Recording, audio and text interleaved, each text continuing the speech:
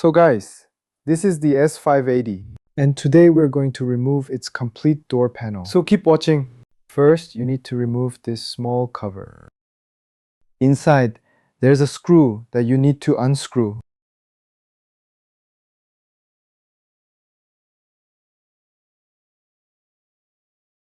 Then push it backwards and it will come out.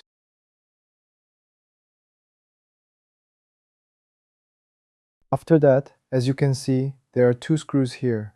First, you need to loosen and remove these two screws. Next, unclip all the clips from the bottom using a plastic pry tool.